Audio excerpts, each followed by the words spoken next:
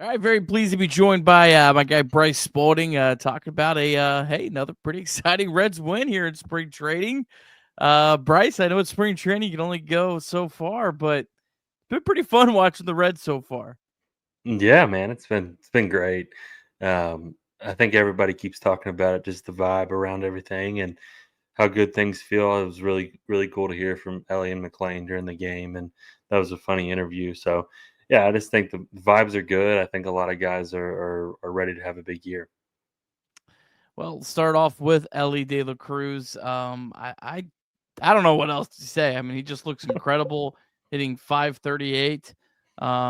Walked two more times today. It showed incredible plate discipline so far this spring. You just can't wait for the season to get started and see what the second full season of Elly De La Cruz looks like. Yeah, I mean, he looks like the best player on the planet. So, it's hard to argue it. I mean, he's hit balls out right-handed, he's hit balls out left-handed, he's walking, he's not striking out. It's just he's checking everything you wanted to see coming into the year, and his new quote unquote stance he's trying out. I think it looks pretty similar, but maybe less movement, and maybe that's helping some things. So yeah, I mean, if he can take another step, I just don't even know what that step looks like, and it's hard to comprehend from a 23-year-old kid. But yeah, he looks awesome, and I'm like you said, I bubble wrap him until opening day because he's ready to roll. Christian Encarnacion-Strand continues to look good. Most importantly, look healthy. Looks like he's back to the guy that's mashed at every level he's ever hit at professionally.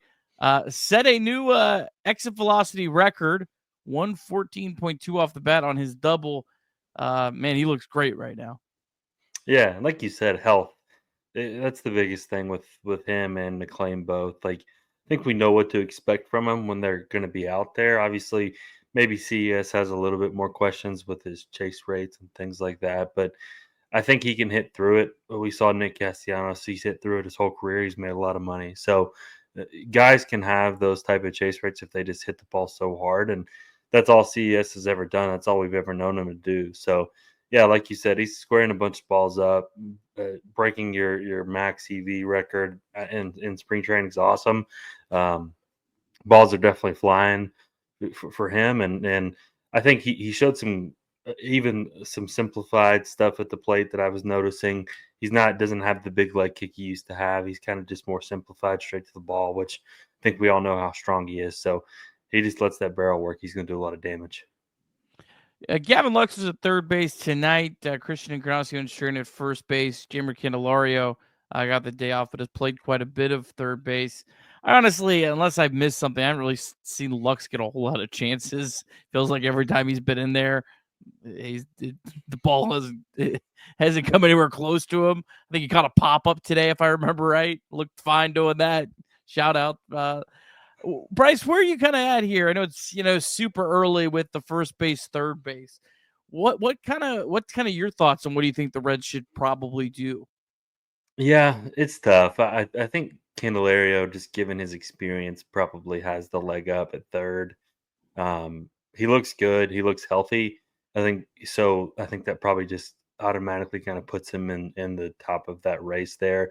I do think Lux did have one play down the line. It was a pretty nice play that the Cowboy and Sadek talked about. So yeah, I do think that he's got the chance to play there. I think he'll play second. I think he'll probably play left field some, especially if Steer misses time. So I think if from the sounds of it, Tito wants to lock some guys into some roles. He's already talked about how McLean's going to be a second baseman, Ellie's going to be a shortstop. So I think if he could find these guys in a rhythm and maybe give Candy a run of 60 straight games where he's playing third, a run of CES playing 60 games at first. So like I think he's going to try to do that. So I think if I had to pick now, I would guess Candelario's playing third and CES is playing first on opening day. Yeah, I think that's where I'm at. It feels like CES is getting pretty entrenched into first base. Is kind of how I'm taking it, and you can't forget about Santiago Espinal. I think he'll still Mhm. probably get a lot of run at third base. Probably start there. I know when you put out your lineups, as you thought right now, you had him in there against lefties, and you can get him in there, in the seventh inning anytime you can.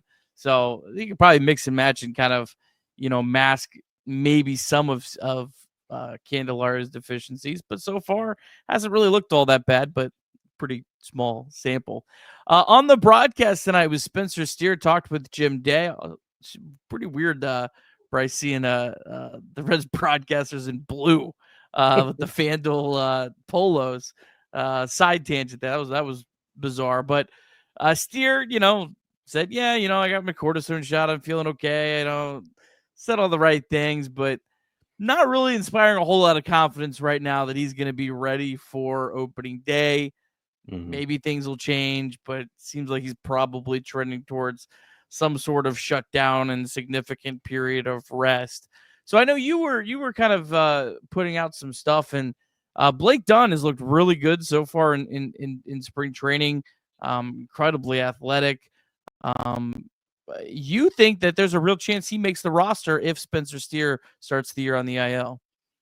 Yeah, I do, and I think we've talked about it more than most people, but Steer's biggest value is versus left-handed pitching. So I don't think they'll miss him a ton against right-handed pitching. So you're talking 7 to 8 out of 10 games there. So I think Dunn can provide that pop against left-handed pitching. He can provide better defense than maybe anybody we've got on the roster in the outfield, and he's really fast. So I just think that he is a really interesting guy because if he can hit left-handed pitching, he can really slide in and help this team a lot. So if he can kind of bump Fairchild to a corner, Hayes to a corner versus left-handed pitching, and then he can kind of take center and be one of our best defenders out there. I think that would be really nice for him. And like you said, he had a bomb yesterday and had a couple really good at bats today. So he's definitely trending in the right direction. I think you and I both are maybe a little bit higher on him than most people just because he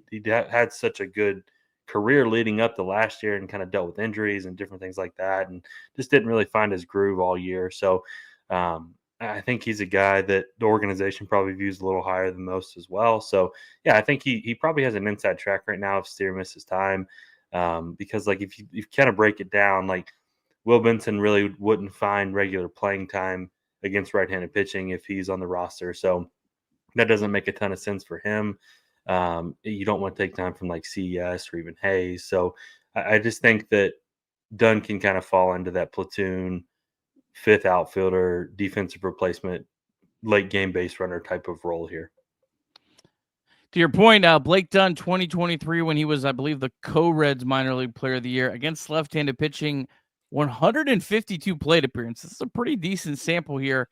Hit 359 with a 507 on base percentage, 1200 OPS, 10 home runs in 117 at bats. So that was a multiple level. Started the year with Dayton, ended up in Chattanooga, but yeah, I mean, definitely seems like he's carted a role. Probably also shouldn't forget about Jacob Hurtubise. He's played as well as he could. Has been an on-base machine. Shocker. So far in spring training, stealing every base he possibly can. He stole 2 more bases tonight. Probably doesn't fit the role as well as Dunn does, but he couldn't have done anything better to this point. Yeah, you're right, and it's been good to see those guys play well. Benson's played well, Hurtubise has played well, Dunn's played well. So they definitely embraced that opportunity of kind of competing for a spot and seeing what they can do there. So that's all you can ask for. You want these guys to embrace the competition. I think the starting pitchers have kind of talked about it. Abbott talked about it on the broadcast there. So yeah, definitely, I feel really good about kind of where things are trending there. We also want to remind you that you can call or text 988 anytime, day or night. The 988 Suicide and Crisis Lifeline is a place to get support for anything related to mental health. Whether it's an immediate crisis, simply wanting to find out how to connect with care, or anything in between, it's a 100% confidential, secure, and an anonymous way to reach out for help when you don't know where else to turn. To connect, call or text 988 or visit mantherapy.org to get help. It's okay not to be okay. All right, Nick Lodolo, another shaky start for him. His second start this spring, 3 innings, 3 hits, 3 runs. I mean, when you put in that first 2 batters hit solo home runs off him, the final line doesn't look as bad. So he did kind of settle in there. Lodolo of all the pitchers, it's really hard to make too much out of it because it's just him trying to come back healthy and throw strikes and all that kind of stuff, which for the most part he did tonight. Any takes on Lodolo right now? Yeah, not really. And Arizona's tough for him because he relies so much on his breaking ball, and that does. Cowboy talks about it every time I listen to a broadcast. It's like the breakers don't break in Arizona. So whenever a guy that gets a bunch of swing and misses on his curveball doesn't have his curveball, it's going to look a little different. So yeah, I mean, I think he gave up 2 home runs on 4 pitches. So he was throwing strikes. I think that was his main focus tonight, was just trying to get ahead. And obviously the Brewers hitters were ready to go. And like you said, he did settle in well. He had a little bit of bad luck in that 3rd inning to give up a last run. So yeah, I think I'm not worried about Lodolo. He threw 3 innings, 50 pitches. So as long as he's healthy on tomorrow and the next day recovering, I'm good with it. Yeah. Tony Santillan was struggling with his slider as well. To your point, any other players that Bryce, last thing I'll kind of ask you, any other players that have kind of, stood out to you, or you feel like, hey, I need to mention them. They're doing something I like that I've seen. Yeah, I think the it was really cool to hear Trevino. I listened to the Jim Day podcast, and he did really well on that. So no free ads on that, but yeah, he just listened to him kind of talk the game, and they did an interview with him on the show today. I think he's going to be a huge impact for these guys. So he was talking about Duno and his progression, and already talking about pitch shapes with Hunter Green, and like that stuff is just like so valuable. And somebody that loves to hear about the ins and outs of the game, like those guys, you can tell why he's been targeted and why he's always had a job in the big leagues.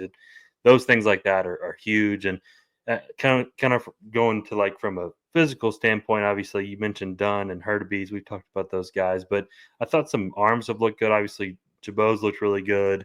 I thought Joe Lasorso looked really good tonight as well. That bullpen competition definitely is heating up a little bit, and it's good to see. Like I talked about earlier, just guys kind of embracing the challenge of competition and not backing down from it. And I think it's going to be good for the team. And a lot of people kind of talked about it just throughout the game. Is you don't realize how much talent the Reds were missing last year.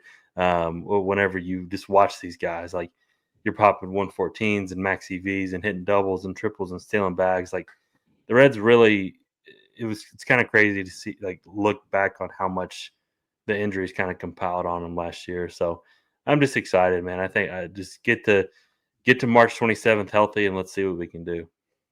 All right, Bryce, as always, really appreciate you, my friend. We'll chat again soon.